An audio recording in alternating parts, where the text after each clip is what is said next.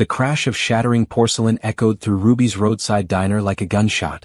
Tasha Green stood frozen in the middle of the dining room, her hands trembling as she stared down at the broken plates and scattered food at her feet.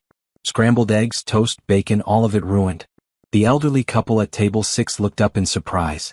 The trucker at the counter turned his head. And her manager, Lou, a stocky man with a salt and pepper beard, came rushing out from the kitchen with a dish towel slung over his shoulder. "Tasha, you all right?" he asked, his voice gruff but not unkind. She couldn't answer. Her throat felt tight, like someone had wrapped a fist around it and was squeezing.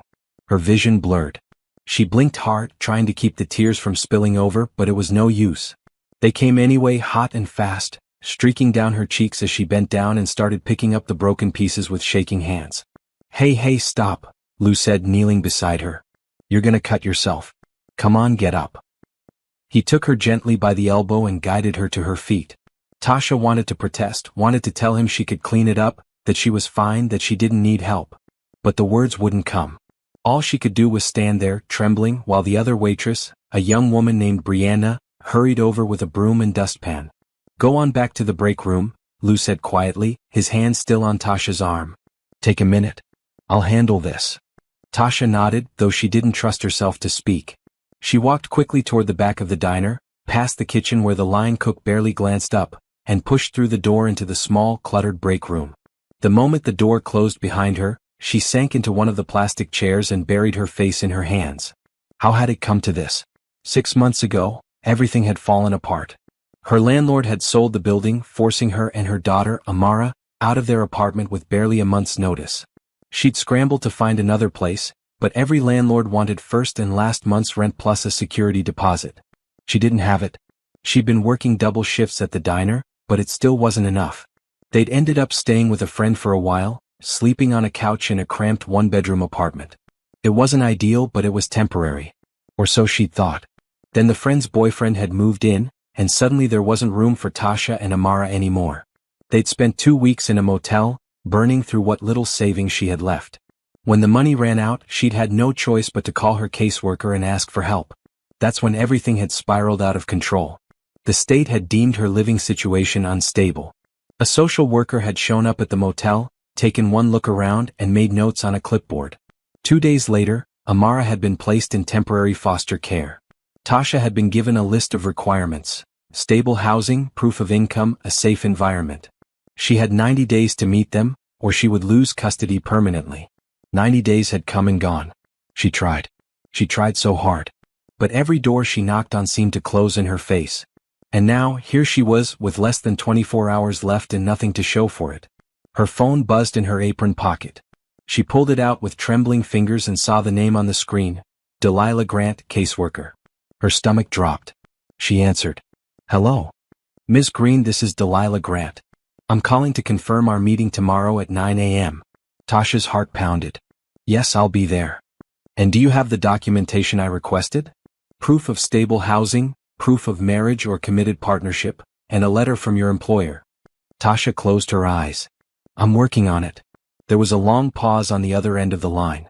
When Mrs. Grant spoke again, her voice was firm, almost cold. "Ms. Green, I need to be clear with you. If you do not provide the required documentation tomorrow, the court will terminate your parental rights. Amara will remain in foster care, and the process for adoption will begin. Do you understand?" The words hit her like a physical blow. She couldn't breathe, couldn't think, couldn't do anything but sit there, staring at the faded linoleum floor, as the reality of what was happening crashed over her. "Miss Green?" "Yes," she whispered. "I understand." "Good. I'll see you tomorrow at 9. The line went dead. Tasha lowered the phone and stared at it for a long moment. Then, slowly, she set it down on the table and pressed her palms against her eyes. A sob rose up in her throat and she choked it back. She couldn't fall apart. Not here. Not now. But the dam had already broken and there was no stopping it. She cried quietly, her shoulders shaking, her breath coming in short, desperate gasps. She thought of Amara, her sweet, beautiful 6-year-old daughter with the bright smile and the wild curls. She thought of the way Amara had clung to her the day they'd taken her away, the way she'd screamed and cried, begging not to go. Tasha had promised her it would be okay. She'd promised they'd be together again soon. But she'd lied. She didn't have stable housing. She didn't have a husband or a partner. She didn't have anything except a part-time job at a diner and a heart full of broken promises. What was she supposed to do? For a moment she considered running. Just packing up what little she had and disappearing. But where would she go? And even if she did, they'd find her. And then she'd lose Amara forever. No. She couldn't run. She had to face this. But how? She leaned back in the chair and stared up at the water-stained ceiling. Her lips moved, forming words she hadn't spoken in a long time. Please, she whispered. If anyone's listening, please help me. I don't know what else to do. Her voice cracked and fresh tears spilled down her cheeks. She sat there in the silence of the break room, alone and utterly lost, waiting for an answer that she was sure would never come. If you were in Tasha's shoes, what would you do? Could you trust a stranger with your child's future? Drop a comment below and let me know your thoughts. And if this story has touched your heart so far, please subscribe so you don't miss what happens next. You won't believe how this unfolds. Tasha wiped her face with the back of her hand and took a shaky breath. She couldn't stay in here forever. Lou would come looking for her soon, and she couldn't afford to lose this job on top of everything else. She stood up, smoothed down her apron, and tried to pull herself together. When she stepped back out into the diner, the lunch rush was just starting to pick up. A family of 4 had taken the booth near the window. A couple of construction workers sat at the counter. And in the corner booth, near the hallway that led to the break room, sat a man and a little girl. Tasha barely glanced at them as she grabbed her order pad and headed toward the family by the window. But as she passed the corner booth, something made her pause. Maybe it was the way the man was looking at her, his dark eyes soft with something that looked like concern. Or maybe it was the way the little girl, who couldn't have been more than 7, smiled up at her with a gap-toothed grin. "Can I get you anything else?" Tasha asked, her voice still a little rough from crying. The man shook his head. "No, thank you. We're good." She nodded and turned to walk away, but his voice stopped her. "Are you okay?" Tasha froze. She turned back slowly, and for a moment she just stared at him. He was handsome, she realized, with warm brown skin, close-cropped hair, and a neatly trimmed beard. He wore a simple green sweater and jeans, and there was something about the way he looked at her that made her feel like he actually cared about the answer. "I'm fine," she said quickly. "Just a long day." He didn't look convinced, but he didn't push. He just nodded and turned his attention back to his daughter, who was coloring on a paper placemat with crayons. Tasha walked away, her heart still pounding in her chest. She didn't know why, but something about that brief exchange had rattled her. Maybe it was the kindness in his eyes. Or maybe it was the fact that, for the first time in months, someone had asked if she was okay.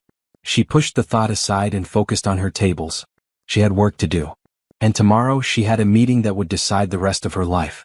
She just had no idea that the man in the corner booth had heard every word of her phone call. And he was already making a plan. Damian Foster had come to Ruby's roadside diner for one reason: to get away. Away from the constant emails, the phone calls, the endless demands of running a tech company that had grown far beyond his original vision. He'd built it from the ground up, and now it ran itself more or less. But that didn't mean he ever got a moment's peace.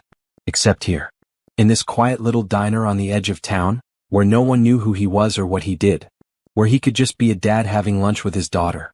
Nola sat across from him, her curly hair pulled back in 2 puffs, her tongue sticking out slightly as she concentrated on coloring a picture of a dinosaur. She was 7 years old, bright and curious, and the only thing in the world that mattered to him. They'd moved here 3 months ago, after spending 2 years in a fog of grief following his wife's death. Rachel had been everything to him. His partner, his best friend, the love of his life. Losing her had nearly broken him. But he'd had Nola to think about, and so he'd kept going. One day at a time. The move had been good for them. A fresh start. A chance to breathe. He'd chosen this town because it was small, quiet, and far away from the chaos of the city. And he'd chosen this diner because the food was decent and the coffee was strong. But today he was getting more than he'd bargained for. He'd been sitting in the booth for about 20 minutes when he heard the crash. He looked up and saw a young woman standing in the middle of the dining room, staring down at the broken dishes at her feet. Her hands were shaking. Her face was pale. And when she looked up, Damian could see the tears streaming down her cheeks. The manager had helped her to the back, and Damian had gone back to his meal. But a few minutes later, he'd heard a voice coming from the break room. The door hadn't closed all the way and the walls were thin. He hadn't meant to eavesdrop, but once he heard the woman's voice, trembling and desperate, he couldn't help but listen. "Yes, I'll be there," she'd said. There was a pause and then, "I'm working on it." Another pause, longer this time. "Yes, I understand." The pain in her voice was unmistakable. Damien set down his fork and leaned back in the booth, his attention fully focused on the conversation he wasn't supposed to be hearing. And then she'd whispered, so quietly he almost didn't catch it, "Please. If anyone's listening, please help me. I don't know what else to do." Damien's chest tightened. He didn't know this woman. He didn't know her story. But he knew that tone. He'd heard it in his own voice late at night, when he'd stood in Nola's doorway and wondered how he was going to raise her alone. When he'd felt the weight of the world pressing down on him and had no idea how to carry it. He looked across the table at Nola, who was still coloring, completely oblivious. And he made a decision. When the woman came back out a few minutes later, he could see that she'd been crying. Her eyes were red and puffy, and her hands were still shaking as she grabbed her order pad. She moved through the diner like a ghost, barely there, just going through the motions. When she stopped at his table, he'd asked if she was okay. She'd said she was fine, but he could see the lie in her eyes. He didn't push though. He just let her go. But as she walked away, he knew he couldn't just sit there and do nothing. He waited until the lunch rush died down. Nola had finished her meal and was now working on a second placemat, this one featuring a princess and a castle. Damien sipped his coffee and watched the woman move from table to table, her smile forced, her movements mechanical. Finally, as she passed by his booth again, he spoke. "Excuse me," he said quietly. She stopped and turned, her expression wary. "Yes. I'm sorry to bother you," Damien said, "but I need to talk to you. It's important." She frowned. "I'm working. If you need something, I can get it for you, but otherwise." "It's about what I heard earlier," he said. Her face went pale. "What?" "In the break room," Damien continued gently. "I didn't mean to listen, but the door was open and I heard your phone call. I heard what you're going through." For a moment, she just stared at him, her mouth slightly open, her eyes wide with shock. Then, slowly, her expression shifted from surprise to anger. "You were eavesdropping?" she hissed, glancing around to make sure no one else was listening. "That's a private conversation." "I know," Damien said. "And I'm sorry. But I couldn't just sit here and pretend I didn't hear." "Why not?" she shot back. "Everyone else does." He didn't flinch. "Because I've been where you are. Not exactly, but close enough. And I know what it feels like to think you're out of options." She crossed her arms over her chest, her jaw tight. "You don't know anything about me." "You're right," Damien said. "I don't. But I know you're fighting to keep your daughter. I know you have less than a day to find a solution. And I know you're running out of hope." Her eyes filled with tears again and she looked away quickly, blinking hard. "So what? What do you want from me?" Damien took a breath. This was it. The moment that would either change her life or make him look like a complete fool. But he'd come this far. He couldn't back down now. "I want to help you," he said. She let out a bitter laugh. "Help me? Oh, you gonna wave a magic wand and make everything okay?" "No," Damien said. "But I can marry you." The words hung in the air between them, heavy and impossible. The woman stared at him like he'd just sprouted a second head. "What?" she whispered. "I can marry you," Damien repeated, his voice calm and steady. "Tomorrow. At the courthouse. You need a husband and stable housing, right? I can give you both." She shook her head slowly, backing away from the table. "You're crazy. You're actually crazy." "Maybe," Damien said. "But I'm also serious." "Why would you do that?" she demanded, her voice rising slightly. "You don't even know me. Why would you marry a complete stranger?" Damien glanced down at Nola, who was still coloring, oblivious to the conversation happening above her. Then he looked back at the woman. "Because 2 years ago my wife died," he said quietly. "And for a while I didn't think I could keep going. But I had my daughter and I couldn't let her down. So I kept moving forward one step at a time. And along the way people helped me. People I didn't know, people who didn't owe me anything.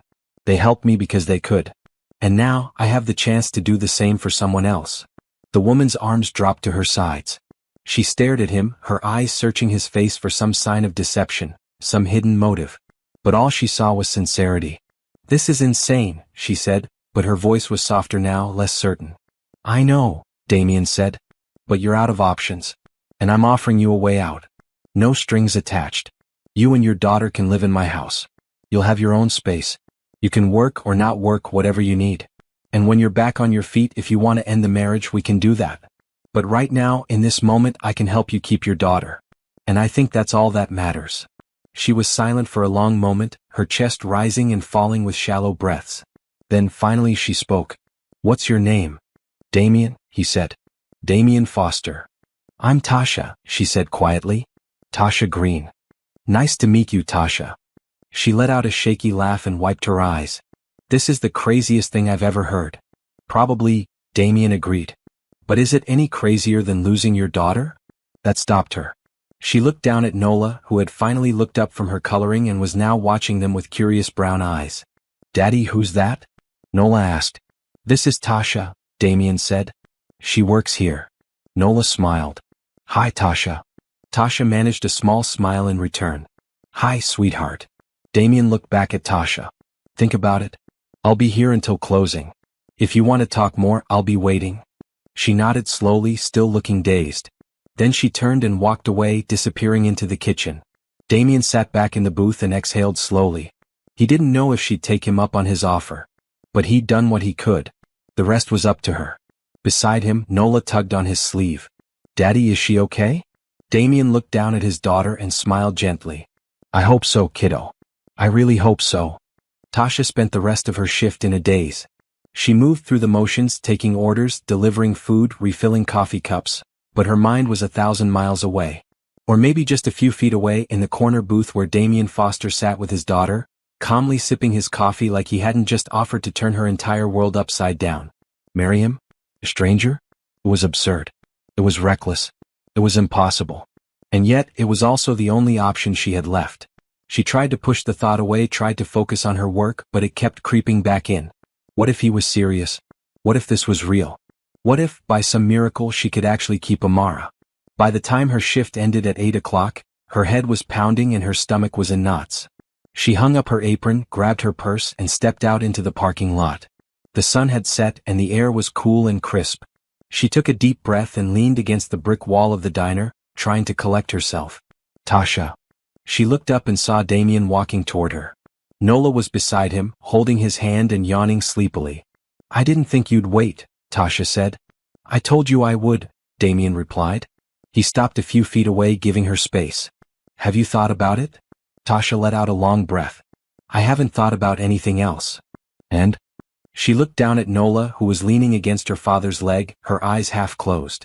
You have a daughter, Tasha said quietly. You're really willing to bring a stranger into her life like this?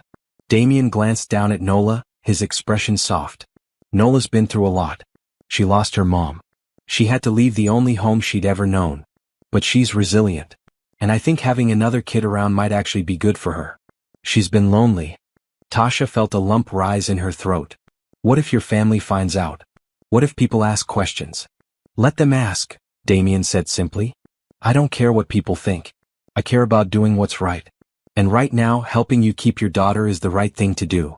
Tasha stared at him, trying to find the catch, the angle, the hidden motive. But there was nothing. Just a quiet, steady kindness that she hadn't seen in a long time. I don't understand why you're doing this, she said, her voice barely above a whisper. Because I can, Damien said. And because someone should. Tears welled up in her eyes again and she blinked them back. If I say yes, what happens next? We meet tonight to go over the details, Damien said. There's a coffee shop a few blocks from here that's open late. We can sit down, talk through everything and make sure we're on the same page. Then tomorrow morning we go to the courthouse, get married, and bring the paperwork to your caseworker. Tasha's heart was racing. This was happening. This was actually happening. And after that? After that, you and your daughter move into my house, Damien said. I have plenty of space. You'll have your own room, your own privacy. And we'll figure out the rest as we go. What about your work? Your life? I work from home most of the time, Damien explained. I run a tech company, but I have a good team. I don't need to be in an office every day. And as for my life, it's pretty quiet. Just me and Nola. Adding you and your daughter won't change that much. Tasha shook her head in disbelief. You make it sound so simple. It is simple, Damien said. We're just two parents trying to take care of our kids.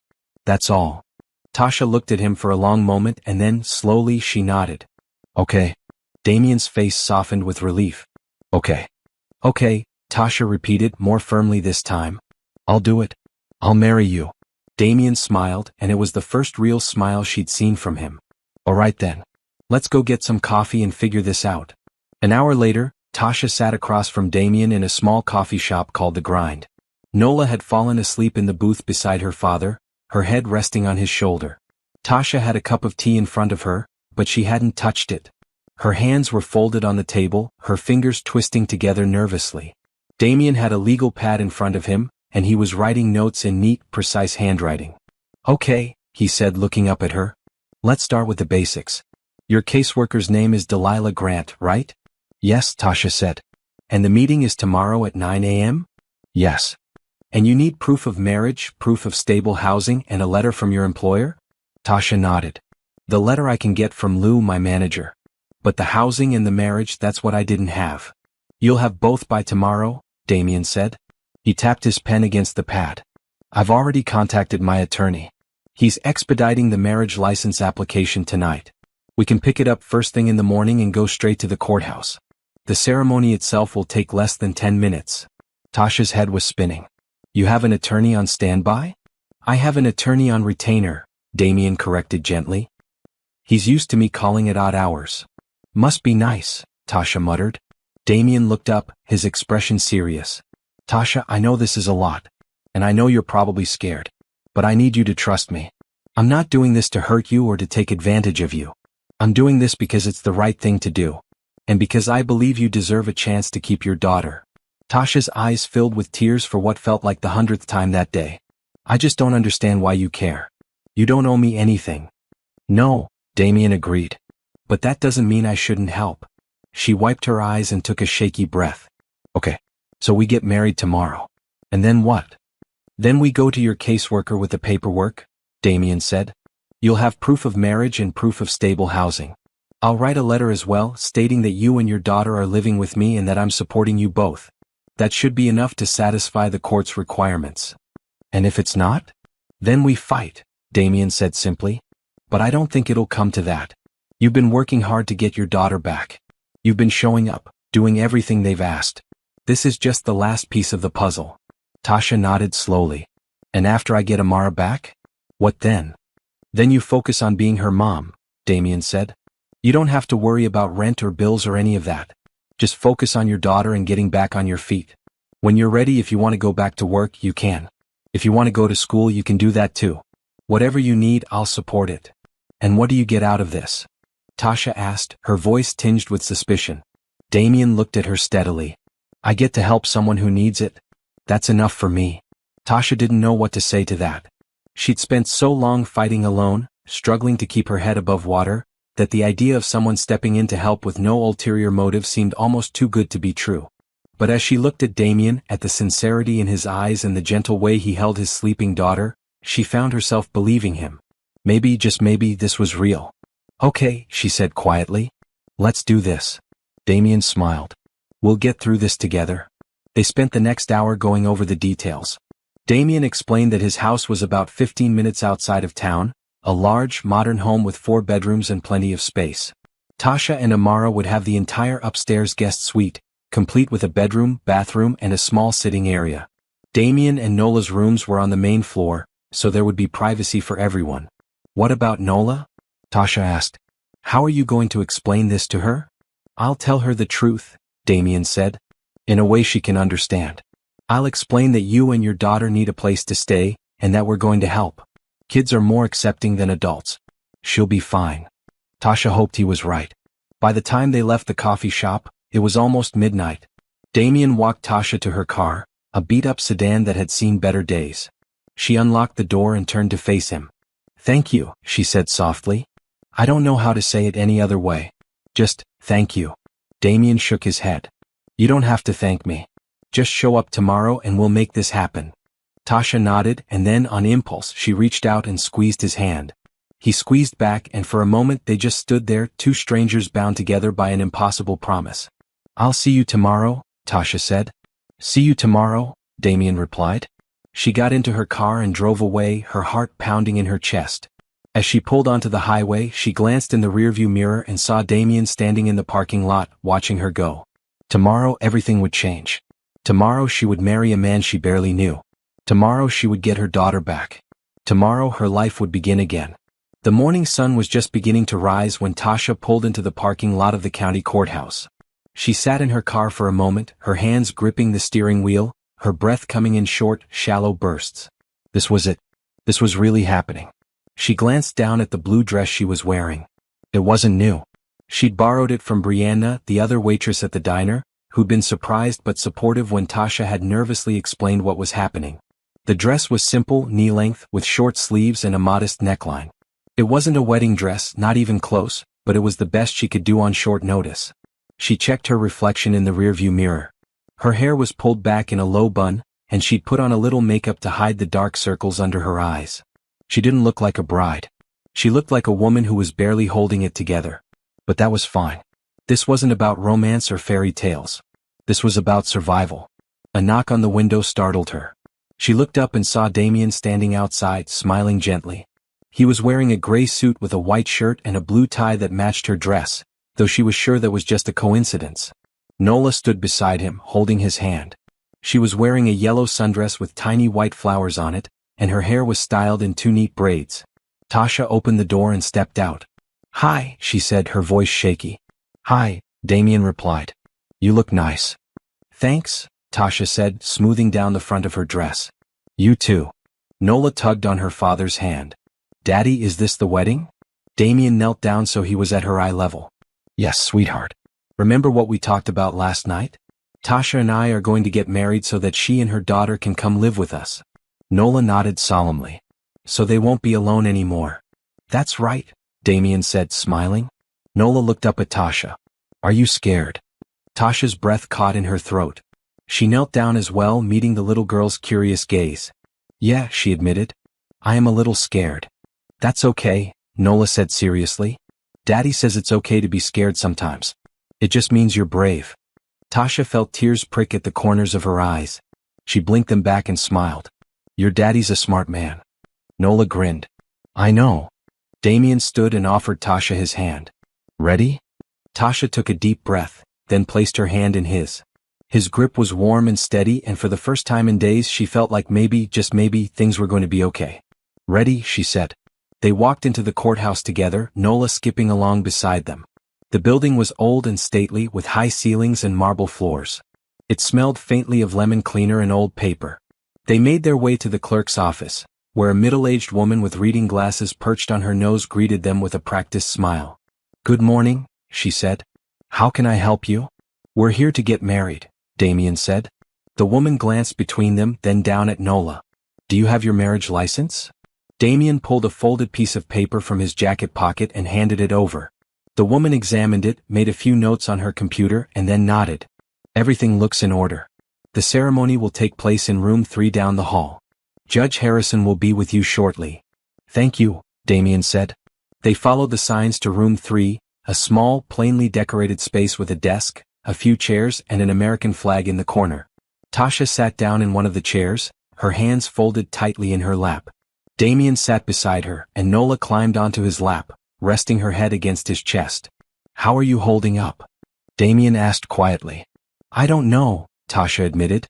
"This is all so surreal." "I know," Damien said. "But you're doing great." Before Tasha could respond, the door opened and a tall, gray-haired man in a black robe stepped inside. "Good morning," he said warmly. "I'm Judge Harrison. Are we ready to begin?" Tasha and Damien both stood. "Yes, sir," Damien said. The judge took his place behind the desk and opened a small folder. "This is a civil ceremony, so it'll be brief and to the point. Do you have your rings?" Tasha froze. Rings. She hadn't even thought about rings. But Damien reached into his pocket and pulled out 2 simple gold bands. He handed one to Tasha, and her eyes widened in surprise. "I picked them up this morning," he said quietly. "Just in case." Tasha stared down at the ring in her hand. It was plain, unadorned, but beautiful in its simplicity. She looked up at Damien, her throat tight. "You thought of everything." "I tried," he said with a small smile. Judge Harrison cleared his throat. "All right then. Let's begin. Damien Foster, do you take Tasha Green to be your lawfully wedded wife, to have and to hold from this day forward, for better or for worse, for richer or for poorer, in sickness and in health, as long as you both shall live?" Damien looked at Tasha, his dark eyes steady and kind. "I do." "And Tasha Green," the judge continued, "do you take Damien Foster to be your lawfully wedded husband, to have and to hold from this day forward, for better or for worse, for richer or for poorer, in sickness and in health, as long as you both shall live?" Tasha's heart was pounding so hard she could hear it in her ears. This was it. The moment that would change everything. She looked at Damien, at the man who had stepped into her life like an answer to a prayer she hadn't even finished praying. And she knew in that moment that she was making the right choice. "I do," she said, her voice clear and steady. "May I have the rings?" the judge asked. Damien handed his ring to Tasha, and Tasha handed hers to Damien. Their hands were shaking as they slid the rings onto each other's fingers. "By the power vested in me by the state," Judge Harrison said, "I now pronounce you husband and wife. You may kiss the bride." Tasha's eyes widened. She hadn't thought about this part either. She glanced at Damien, who gave her a reassuring nod. Then gently he leaned in and pressed a soft, brief kiss to her cheek. It wasn't romantic. It wasn't passionate. But it was kind. And in that moment it was enough. "Congratulations," Judge Harrison said, smiling. "You're now legally married." Tasha let out a breath she didn't realize she'd been holding. It was done. They were married. Nola clapped her hands together. "Yeah. Now we're a family." Damien laughed and scooped her up into his arms. "That's right, kiddo." Tasha stood there, her hand pressed to her cheek where Damien had kissed her, feeling like she was in a dream. But it wasn't a dream. It was real. And in just a few hours she was going to see her daughter again. They signed the paperwork, received their marriage certificate, and walked out of the courthouse together. As they stepped into the bright morning sunlight, Tasha felt something she hadn't felt in months: hope.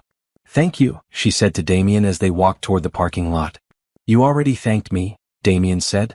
"I know," Tasha said. "But I needed to say it again." He smiled. "You're welcome. Now let's go get your daughter." They drove to the Office of Child Protective Services, where Mrs. Delilah Grant was waiting for them. The caseworker was a stern-looking woman in her 50s, with sharp eyes and a no-nonsense demeanor. She sat behind her desk, her hands folded on top of a thick manila folder. "Miss Green," she said as Tasha and Damien entered the office. "And you must be Mr. Foster." "Yes, ma'am," Damien said, shaking her hand. Mrs. Grant gestured for them to sit. "I understand you got married this morning." "Yes," Tasha said, her voice tight with nerves. She handed over the marriage certificate. "Here's the proof." Mrs. Grant examined the document carefully, then set it down on her desk. "And you're living together?" "Yes," Damien said. "Tasha and her daughter will be living in my home. I have a letter here detailing the living arrangements and confirming that I'm providing financial support." He handed over a typed letter on official letterhead. Mrs. Grant read it, her expression unreadable. Then she looked up at Tasha. "This is all very sudden," she said. "I know," Tasha said. "But it's real. Damien and I are married. We have a stable home. And I just want my daughter back." Mrs. Grant studied her for a long moment. Then finally she nodded. "All right. Everything appears to be in order. I'll approve the release. You can pick up Amara this afternoon." Tasha's eyes filled with tears. "Really? Really?" Mrs. Grant said.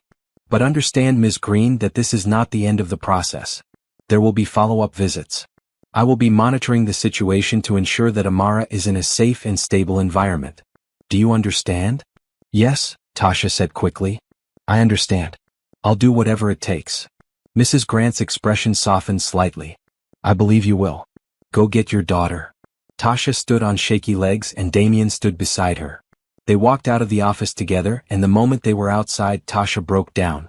She covered her face with her hands and sobbed, her whole body shaking with relief and exhaustion and overwhelming gratitude. Damien put a gentle hand on her shoulder. "It's okay," he said softly. "You did it." "We did it," Tasha corrected, looking up at him through her tears. "I couldn't have done this without you." He smiled. "That's what family is for." And for the first time Tasha believed him. The house was nothing like Tasha had imagined. When Damien had said he had a place outside of town, she'd pictured something modest, maybe a small ranch-style home or a modest two-story house. But as they pulled up the long driveway, her breath caught in her throat. The house was massive. It was a modern two-story building with large windows, clean lines, and a wraparound porch. The yard was beautifully landscaped, with neatly trimmed hedges, colorful flower beds, and a sprawling lawn that seemed to go on forever. There was even a swing set in the backyard, and Tasha could see a small garden off to the side. "This is your house?" she asked, her voice barely above a whisper. Damien glanced over at her and smiled. "Yeah, I know it's a lot, but it's home." Tasha didn't know what to say. She'd spent the last 6 months scrambling to find a one-bedroom apartment she could barely afford, and now she was about to move into a house that looked like it belonged in a magazine. Behind them, in the back seat, Amara was staring out the window with wide eyes. She was small for her age, with dark curls that framed her face and bright, curious eyes that took in everything around her. She'd been quiet since they picked her up from the foster home, clinging tightly to Tasha's hand and barely speaking. But now, looking at the house, a small smile crept onto her face. "Mama, is this where we're gonna live?" she asked softly. Tasha turned in her seat and smiled at her daughter. "Yes, baby. This is our new home. Forever?" Amara asked, her voice hopeful. Tasha's heart clenched. "For as long as we need it." Damien parked the car in the driveway and they all climbed out. Nola had been bouncing with excitement the entire drive, and now she grabbed Amara's hand the moment her feet hit the ground. "Come on. I'll show you my room," Nola said, tugging Amara toward the front door. Amara looked back at Tasha, uncertainty flickering in her eyes. Tasha nodded encouragingly. "Go ahead, baby. It's okay." The two girls ran toward the house and Damien unlocked the door, ushering them inside. Tasha followed slowly, her heart pounding. The inside of the house was just as impressive as the outside. The entryway opened into a spacious living room with high ceilings, hardwood floors, and large windows that let in streams of natural light. The furniture was simple but elegant, and everything was impeccably clean. "This way," Damien said, leading her up a staircase to the second floor. "Your rooms are up here." He opened a door at the end of the hallway and Tasha stepped inside. The suite was beautiful. There was a large bedroom with a queen-sized bed, a dresser, and a small sitting area with a couch and a bookshelf. Through another door she could see a private bathroom with a walk-in shower and a deep soaking tub. And next to the bedroom was a smaller room, perfect for Amara, with a twin bed, a desk, and a window that overlooked the backyard. "This is amazing," Tasha breathed. "I'm glad you like it," Damien said. "There are fresh linens in the closet, and the bathroom is fully stocked with towels and toiletries. If you need anything else, just let me know." Tasha turned to face him, tears welling up in her eyes. "Damien, I don't know how to thank you for this." "You don't have to," he said gently. "Just make yourself at home." Over the next few days, Tasha and Amara settled into their new life. It was an adjustment to say the least. Tasha was used to living in cramped spaces, counting every penny, and constantly worrying about where they'd be sleeping the next night. But here in Damien's home, those worries seemed to melt away.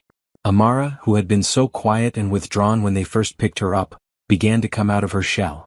She and Nola became fast friends, spending hours playing together in the backyard, building forts out of blankets and drawing pictures with crayons. Tasha would watch them from the kitchen window, her heart swelling with gratitude and relief. Damien was kind, patient, and respectful. He gave Tasha space when she needed it but was always nearby if she needed help. He worked from home most days, spending hours in his home office on video calls and typing away on his laptop. But he always made time for the girls, playing with them in the evenings and reading bedtime stories when they asked. One morning, Tasha woke up early and made her way downstairs. She found Damien in the kitchen, already dressed for the day in a maroon button-down shirt and jeans. He was making pancakes and the smell of butter and maple syrup filled the air. "Good morning," he said, glancing over his shoulder. "I hope I didn't wake you." "You didn't," Tasha said, pouring herself a cup of coffee. "I'm just not used to sleeping past 6 anymore." Damien chuckled. "Old habits die hard, huh?" "Something like that," Tasha said, taking a sip of her coffee. She watched him flip a pancake with practiced ease. "You cook." "I had to learn after Rachel died," Damien said. "It was either that or live on takeout, and I didn't want Nola growing up on pizza and burgers every night." Tasha smiled. "Well, you're doing a great job." "Thanks," Damien said. He plated a stack of pancakes and set them on the table. "Help yourself." Tasha sat down and took a bite. The pancakes were fluffy and delicious and she couldn't help but sigh in contentment. "These are really good."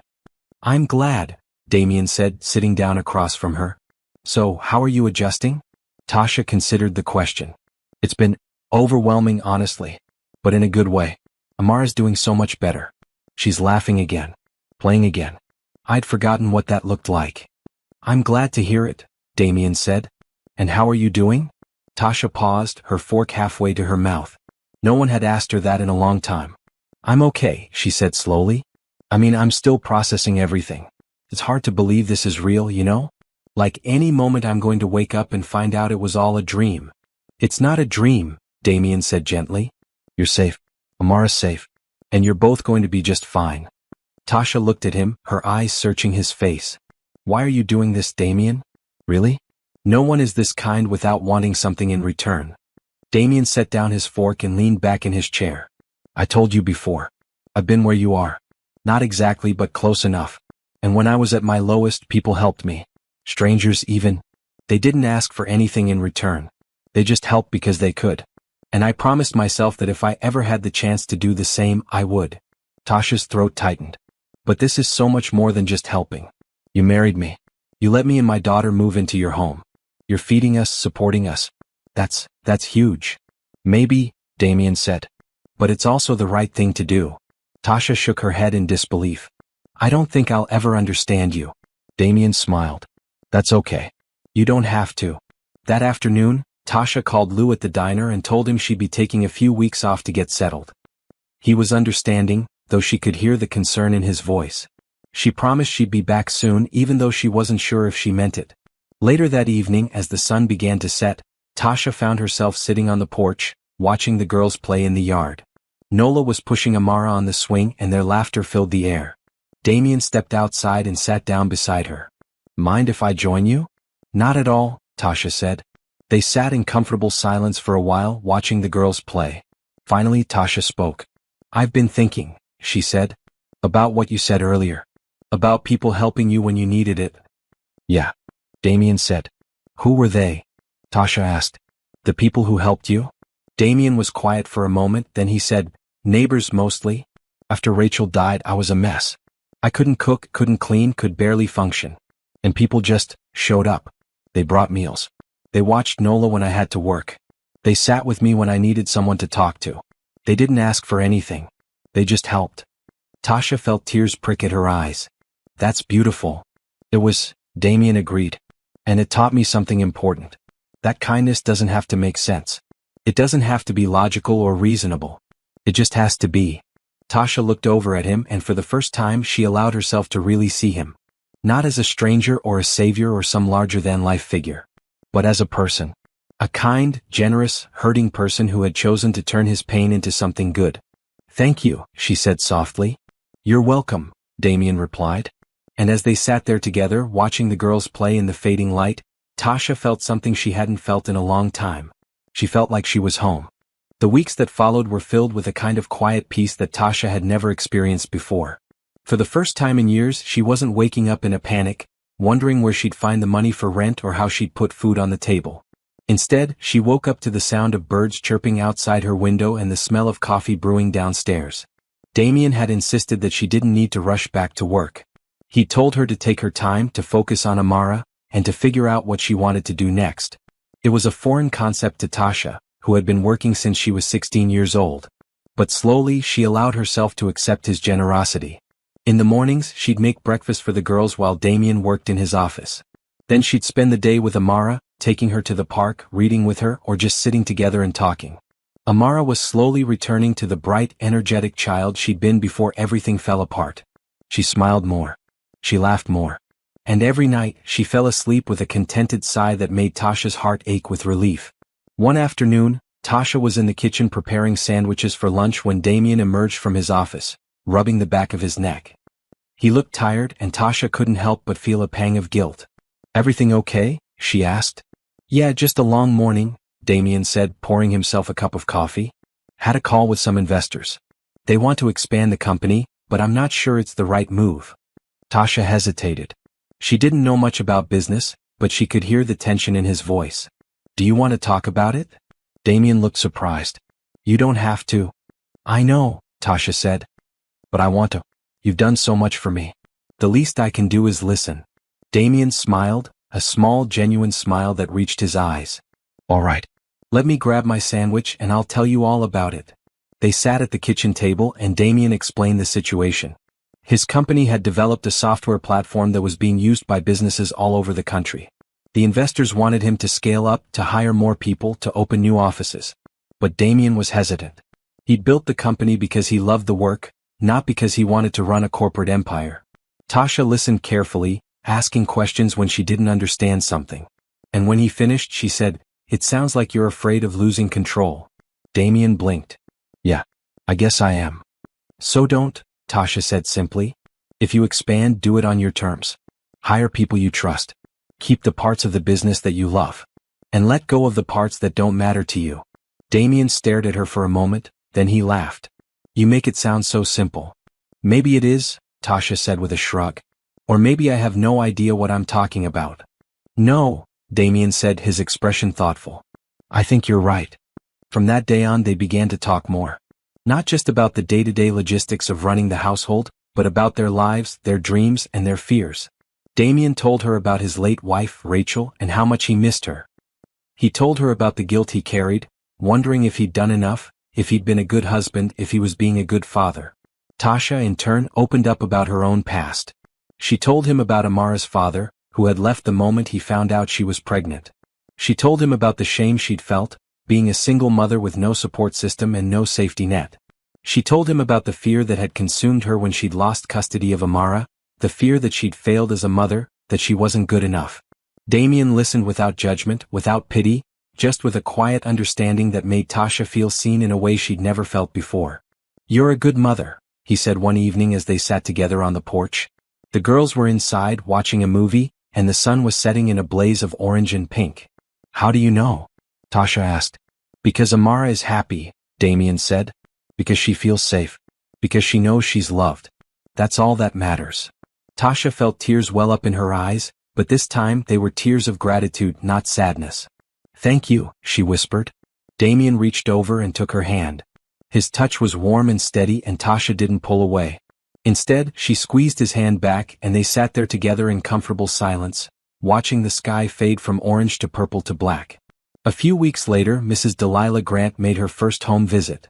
Tasha had been dreading it, terrified that the caseworker would find some reason to take Amara away again. But Damien had been calm and reassuring, telling her that everything would be fine. When Mrs. Grant arrived, she was all business. She inspected the house, asked questions about the living arrangements, and observed the way Tasha and Damien interacted with the girls. Nola and Amara played together happily, showing Mrs. Grant their drawings and chattering about their favorite cartoons. They seem very close, Mrs. Grant observed. They are, Tasha said. They've become like sisters. Mrs. Grant made a note on her clipboard, then turned her attention to Damien. And you, Mr. Foster. How are you finding this arrangement? It's been great, Damien said honestly. Tasha and Amara are part of the family now. We all look out for each other.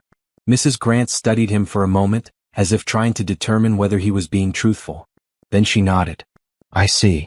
She spent another hour at the house, asking more questions and making more notes. When she finally stood to leave, Tasha walked her to the door, her heart pounding. Miss Green, Mrs. Grant said, her voice softer than it had been before. I have to say I'm impressed.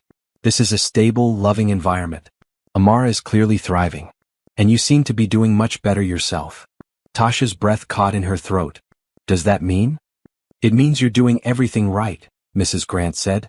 Keep it up and I don't foresee any issues moving forward. Tasha felt like she could collapse with relief. Thank you, she said, her voice thick with emotion. Thank you so much. Mrs. Grant gave her a small smile, then left. Tasha closed the door behind her and leaned against it, tears streaming down her face. Damien appeared in the hallway, concern written all over his face. What did she say? She said we're doing great, Tasha said, laughing through her tears. She said Amara is thriving.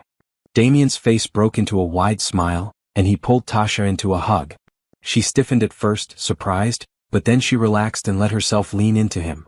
He smelled like coffee and clean laundry, and his arms felt safe and solid around her. We did it, he said softly. Yeah, Tasha whispered. We did. And for the first time in a long time, Tasha allowed herself to believe that maybe, just maybe, everything was going to be okay. It was a Saturday afternoon, and the house was alive with laughter and noise. Nola and Amara were in the backyard, running through the sprinklers and shrieking with delight. Tasha stood at the kitchen window, watching them with a smile on her face. She'd never seen Amara this happy, this carefree, and it filled her heart to bursting. Behind her, Damien was loading the dishwasher. He'd insisted on cleaning up after lunch, despite Tasha's protests. You cooked, he'd said. I clean. That's the deal. Tasha had given in, mostly because she was starting to realize that Damien was as stubborn as she was. As she watched the girls play, she found herself thinking about how much her life had changed in just a few short months. She'd gone from barely surviving to living in a beautiful home with a man who was kind, patient, and generous beyond measure. And somewhere along the way, she'd stopped seeing him as just a stranger who'd offered to help her. She'd started seeing him as something more. It scared her. Tasha had been hurt before. She trusted the wrong people, believed the wrong promises, and paid the price for it. She'd sworn to herself that she'd never let anyone close enough to hurt her again. But Damien was different. He wasn't like the men from her past. He didn't make promises he couldn't keep. He didn't take without giving. He just was. And that was what made him so dangerous. "You okay?" Tasha jumped, startled out of her thoughts. She turned to find Damien standing beside her, drying his hands on a dish towel. He was wearing a green t-shirt and jeans, and his hair was slightly damp from the humidity. "Yeah," she said quickly. "Just thinking." "About what?" he asked, his tone casual but his eyes curious. Tasha hesitated. She could tell him the truth, or she could brush it off and change the subject. But something in his gaze made her want to be honest. "About how different things are now," she said softly. "How much better they are." Damien smiled. "Good different." "Yeah," Tasha said. "Very good different." They stood there in comfortable silence, watching the girls play. Then Damien said, "I've been thinking too." "About what?" Tasha asked. "About how much I like having you here," he said. "You and Amara. This house has felt alive again. For the first time in years." Tasha's heart skipped a beat. She turned to look at him, and the sincerity in his expression made her breath catch. "Damien?" She started, but she didn't know what to say. "I'm not trying to make things weird," he said quickly. "I just wanted you to know that this arrangement, it's not just a favor anymore. At least not for me. You and Amara, you're part of this family now. And I don't want that to change." Tasha felt tears well up in her eyes. "I don't want it to change either." Damien reached out and gently brushed a tear from her cheek. His touch was warm and soft, and Tasha found herself leaning into it without thinking. "Can I tell you something?" she asked, her voice barely above a whisper. "Anything," Damien said. "I'm scared," Tasha admitted. "I'm scared that I'm starting to feel things for you. Real things. And I don't know if that's okay, or if I'm just confusing gratitude with something else." Damien's expression softened. "Tasha, you don't have to be scared. Whatever you're feeling, it's okay. And for what it's worth, I'm feeling it too." Tasha's eyes widened. "You are?" "Yeah," Damien said with a small, almost shy smile. "I am." They stood there, staring at each other, the air between them charged with something new and fragile. Then, slowly, Damien reached for her hand. Tasha didn't pull away. Instead, she laced her fingers through his, and they stood there together, holding hands like two people who were finally ready to take a chance on something real. Outside, the girls continued to play, oblivious to the shift that was happening inside the house. And as the afternoon sun streamed through the windows, Tasha allowed herself to hope for something she'd thought was impossible. A future filled with love, laughter, and the promise of something beautiful. That evening, after the girls had been bathed and put to bed, Tasha and Damien found themselves sitting together on the porch. The night was warm and clear, and the stars were scattered across the sky like diamonds on velvet. "Do you ever look up at the stars and feel small?" Tasha asked. "All the time," Damien said. "But not in a bad way. More like, it puts things in perspective, you know?" Tasha nodded. "Yeah. Like all the things we worry about, all the things that feel so big and overwhelming, they're just tiny moments in the grand scheme of things." "Exactly," Damien said. He turned to look at her. "You're pretty wise, you know that?" Tasha laughed. "I don't know about that. I've made a lot of mistakes." "We all have," Damien said. "But that doesn't make you any less wise. If anything, it makes you more so." Tasha smiled, feeling a warmth spread through her chest. "You're really good at saying the right thing, you know that?" "I try," Damien said with a grin. They sat in comfortable silence for a while longer, and then Damien said, "Can I ask you something?" "Sure," Tasha said. "If things were different, if we'd met under normal circumstances, do you think you'd have given me a chance?" Tasha thought about it. "I don't know," she said honestly. "I've been so focused on surviving for so long, I don't think I would have let myself see anyone. But now that I know you, yeah, I think I would have." Damien's smile widened. "Good to know." Tasha laughed, and then, on impulse, she leaned over and rested her head on his shoulder. Damien stiffened for just a moment, then he relaxed and wrapped his arm around her.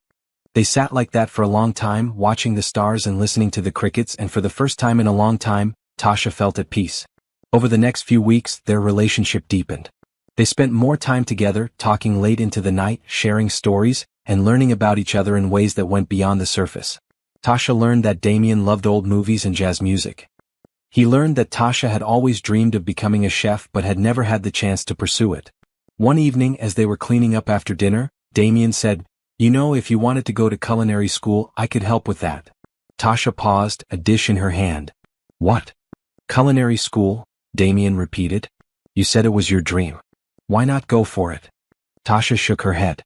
"I can't. I have Amara to think about and I don't have the money." "You have me," Damien said gently.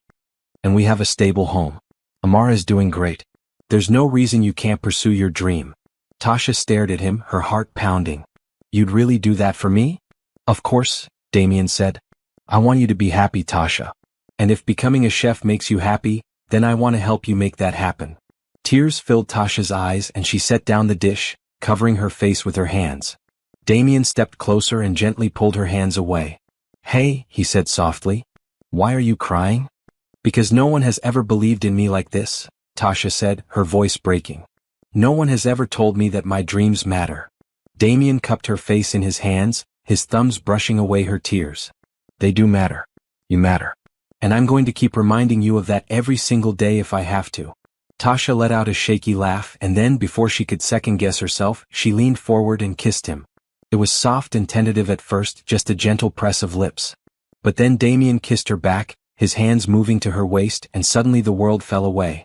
There was just the two of them, standing in the kitchen, holding on to each other like they were afraid to let go. When they finally pulled apart, they were both breathless. "Wow," Tasha whispered. "Yeah," Damien agreed. "Wow." They stood there, staring at each other, and then they both started laughing, the tension breaking in the most beautiful way. "So," Damien said, grinning, "does this mean you'll think about culinary school?" Tasha laughed and swatted his arm. "Yeah, I'll think about it." "Good," Damien said. He pulled her close and kissed her forehead. "Because you deserve all the good things, Tasha. And I'm going to make sure you get them." And as Tasha stood there in his arms, she knew that she'd finally found something she'd been searching for her whole life. She'd found home. The morning of the court review arrived faster than Tasha had anticipated. She'd been trying not to think about it, trying to focus on the good things happening in her life, but the anxiety had been building in the back of her mind like a storm cloud. Mrs. Delilah Grant had scheduled a final home visit before the court hearing, and Tasha had spent the entire previous day cleaning the house until it sparkled. Damien had told her she was being ridiculous, that the house was already spotless, but she couldn't help herself. She needed everything to be perfect. When Mrs. Grant arrived, she was greeted by a house filled with warmth and laughter. Nola and Amara were in the living room playing a board game and Damien was in the kitchen making tea. "Good morning, Mrs. Grant," Tasha said, trying to keep her voice steady. "Good morning," Mrs. Grant replied, her expression neutral as always. She stepped inside and looked around, taking in the cozy living room, the fresh flowers on the table, and the sound of the girls giggling in the background. "Please have a seat," Damien said, gesturing to the dining room table. "Can I get you some tea?" "That would be lovely, thank you," Mrs. Grant said. They all sat down and Mrs. Grant pulled out her clipboard. Tasha's hands were clasped tightly in her lap, her heart pounding in her chest. "Miss Green, Mr. Foster," Mrs. Grant began, "as you know, this is the final home visit before the court hearing next week. I'll be observing the household dynamics and asking a few questions to ensure that Amara is in a safe and stable environment." "Of course," Damien said calmly. Mrs. Grant turned her attention to Tasha. "Miss Green, how have things been for you since Amara came home?" Tasha took a breath. "It's been amazing. Amara is doing so well. She's happy, she's healthy, and she's adjusting beautifully to her new school. I feel like I have my daughter back." "And how are you managing financially?" Mrs. Grant asked. "I'm doing well," Tasha said. "Damien has been incredibly supportive, and I've been able to focus on Amara without worrying about where our next meal is coming from." Mrs. Grant made a note on her clipboard, then turned to Damien. "Mr. Foster, how has this arrangement been for you and your daughter?" "It's been wonderful," Damien said. "Nola loves having Amara around. They've become best friends. And Tasha has brought a lot of joy and stability into our home." "And your relationship with Ms. Green?" Mrs. Grant asked, her eyes sharp. "How would you describe it?" Damien didn't hesitate. "We're partners. We support each other. We take care of each other's children. And we respect each other. It's a good relationship. Mrs. Grant studied him for a moment, then nodded. I see. She spent the next hour observing the household. She watched as Nola and Amara played together, their laughter filling the room. She asked Amara a few questions, and the little girl answered confidently, talking about how much she loved her new home and how happy she was to be with her mom again. Finally, Mrs. Grant stood and gathered her things.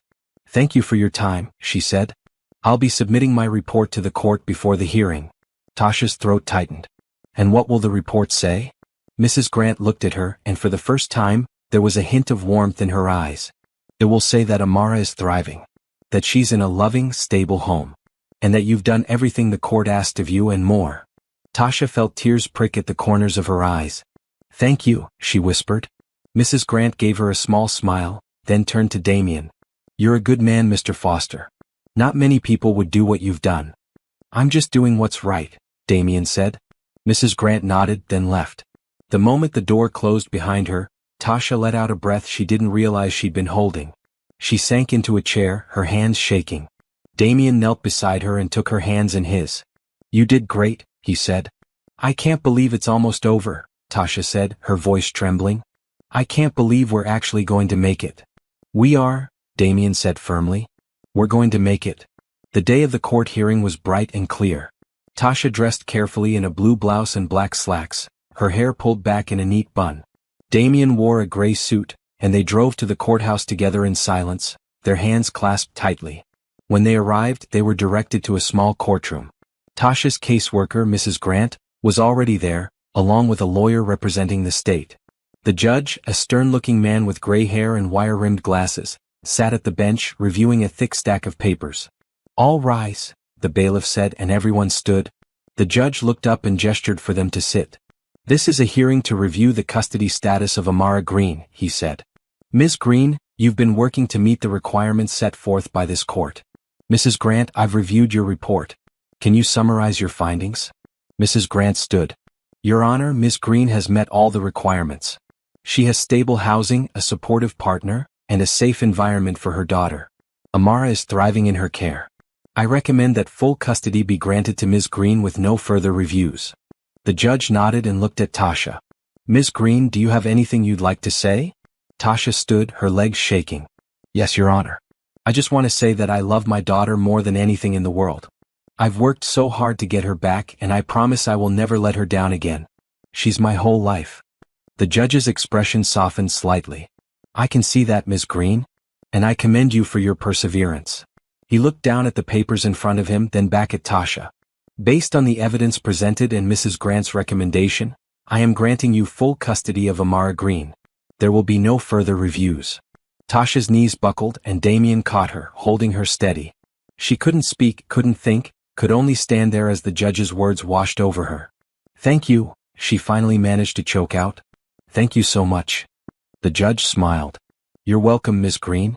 Take good care of your daughter. They left the courtroom in a daze. Outside, in the bright sunlight, Tasha finally let herself break down. She sobbed openly, tears of relief and joy streaming down her face. Damien wrapped his arms around her, holding her close as she cried. We did it, he whispered. We did it. Yeah, Tasha said, laughing through her tears. We did. Before we continue, I want to ask you something. If you've ever felt powerless, if you've ever been told you weren't enough, drop a comment and tell me your story. And if this story has touched your heart, please subscribe. You won't want to miss the ending. Life after the court hearing felt surreal. Tasha kept expecting someone to knock on the door and tell her it had all been a mistake, that they were taking Amara away again. But days turned into weeks and no one came. Instead, life settled into a comfortable rhythm. Amara was enrolled in the local elementary school, where she quickly made friends and excelled in her classes. Nola and Amara continued to be inseparable, and Damien often joked that he now had 2 daughters instead of 1. Tasha, meanwhile, had taken Damien's advice and enrolled in a culinary program at a nearby community college. She attended classes 3 days a week, and on the days she wasn't in school, she practiced her cooking at home, experimenting with new recipes and techniques. One evening, she made a 3-course meal for Damien and the girls.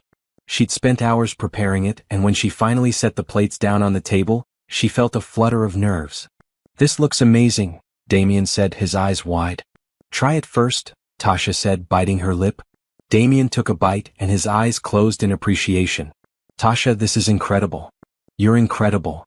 Tasha felt her cheeks flush with pride. You really think so? I know so, Damien said. He reached across the table and squeezed her hand. You're going to be an amazing chef.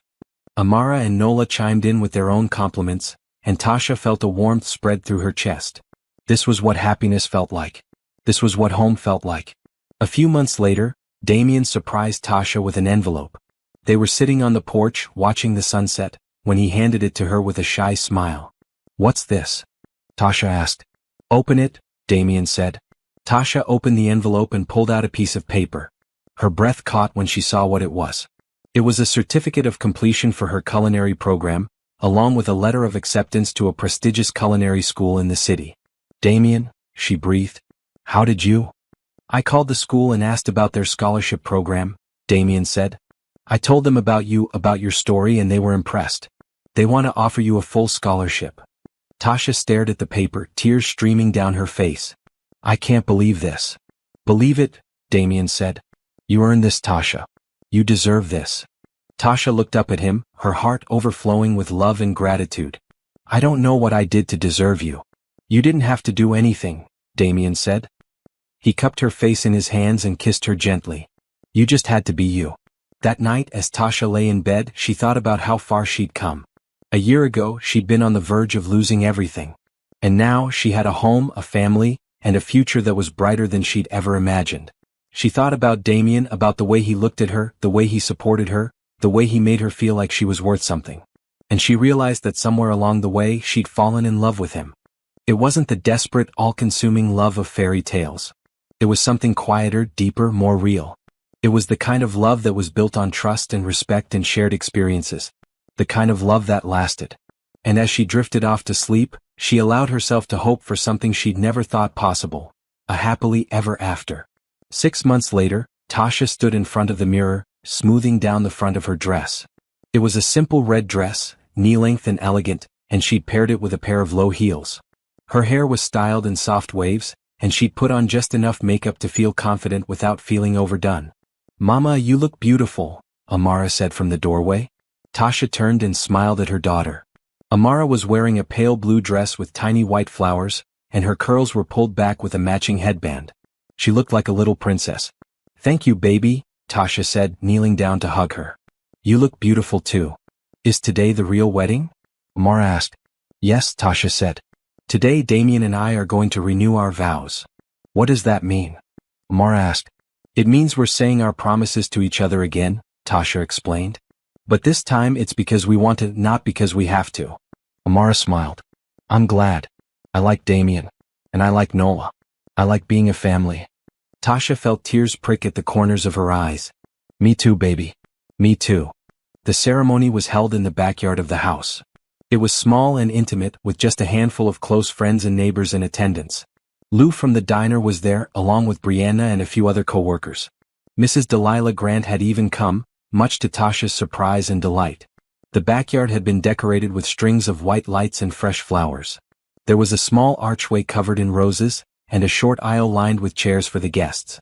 When it was time, Tasha walked down the aisle, her arm linked with Amara's. Nola walked beside them, carrying a small basket of flower petals. At the end of the aisle, Damien stood waiting, dressed in a sharp blue suit that made his eyes shine. When Tasha reached him, he took her hands in his and smiled. You look stunning, he said softly. So do you, Tasha replied. The officiant, a kind older man with a warm smile, began the ceremony. He spoke about love and commitment, about the journey that Tasha and Damien had taken together, and about the family they had built. Then it was time for the vows. Damien went first. Tasha, he said, his voice steady but full of emotion. When I met you, I didn't know what I was getting into. I just knew that you needed help and I wanted to be the one to give it. But somewhere along the way you stopped being someone I was helping, and you became someone I couldn't imagine my life without. You've brought light and laughter and love back into my life, and I'm so grateful for every moment we've shared. I promise to stand by you, to support you, to love you for as long as I live. Tasha was crying now, tears streaming down her face. She took a breath and began her own vows. Damien, she said, her voice shaking. You saved me. Not just from losing my daughter, but from losing myself. You showed me that kindness still exists, that good people still exist, and that I'm worthy of love. You've given me a home, a family, and a future that I never thought I'd have. I promise to love you with everything I have, to be your partner, your friend, and your biggest supporter for the rest of my life." Damien squeezed her hands, his own eyes glistening with tears. The officiant smiled. "By the power vested in me, I now pronounce you husband and wife. Again, you may kiss your bride." Damien pulled Tasha close and kissed her, and this time, it was full of love and promise and all the things they'd built together. The small crowd erupted in applause, and Nola and Amara cheered loudly, clapping their hands together. When they pulled apart, they were both laughing, and Tasha felt like her heart might burst from happiness. The reception was simple but beautiful. There was food, music, and laughter. Tasha watched as Amara and Nola danced together, their giggles filling the air. She watched as Damien talked with Lou, the two of them laughing about something. And she felt an overwhelming sense of gratitude for everything she had. Later in the evening, as the sun began to set and the lights in the backyard twinkled like stars, Damien pulled Tasha onto the makeshift dance floor. "Dance with me?" he asked. "Always," Tasha said. They swayed together to the music, their arms wrapped around each other. Tasha rested her head on his chest, listening to the steady beat of his heart. "Are you happy?" Damien asked softly. "More than I ever thought possible," Tasha said. She looked up at him. "Are you?" "Yeah," Damien said, smiling down at her. "I really am." A few weeks later, Tasha stood in the kitchen of her new culinary school, wearing a chef's coat with her name embroidered on the front. She was chopping vegetables for a class assignment, her movements confident and precise. Damien had driven her to the school that morning, and as he'd walked her to the door, he kissed her and told her he was proud of her. And for the first time in her life, Tasha believed him. She'd come so far. From a desperate waitress on the verge of losing everything, to a woman with a family, a home, and a dream within reach. And she knew that none of it would have been possible without Damien's kindness, without his willingness to step in and help when no one else would. But more than that, she knew that she'd done this. She'd fought for her daughter. She'd fought for herself. And she'd won. That evening, as the four of them sat around the dinner table, Tasha looked at the faces of the people she loved. Amara with her bright smile and infectious laugh. Nola with her curiosity and boundless energy. And Damien with his steady presence and unwavering support.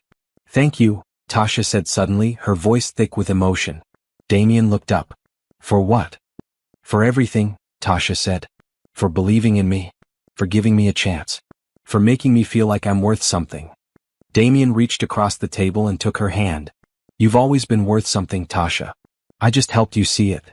Amara and Nola exchanged a look, then they both got up and ran over to Tasha and Damien, throwing their arms around them. "Group hug," Nola shouted. They all laughed, and Tasha felt tears of joy streaming down her face. This was her family. This was her home. And she was never letting it go. Months turned into years. Tasha graduated from culinary school at the top of her class and opened her own catering business. Damien continued to run his tech company, but he made sure to always be home for dinner. Nola and Amara grew up together, becoming more like sisters than friends. And through it all, Tasha and Damien's love only grew stronger. They faced challenges as all families do, but they faced them together. They supported each other, lifted each other up, and reminded each other every day that they were in this for the long haul. One evening, years after that first desperate prayer in the diner break room, Tasha found herself back on the porch, watching the sunset. Damien sat beside her, their hands intertwined. "You know," Tasha said, "I used to think that love was something that happened in movies. Something that wasn't real. And now?" Damien asked. "Now I know that love is real," Tasha said. "It's just not always loud or dramatic. Sometimes it's quiet. Sometimes it's just showing up, day after day, and choosing each other." Damien smiled and kissed her temple. "I choose you, Tasha. Every single day." "I choose you too," Tasha said. And as they sat there together, watching the sun dip below the horizon, Tasha knew that she'd finally found what she'd been searching for her whole life. She'd found home. She'd found love. And she'd found hope. And this time it was forever.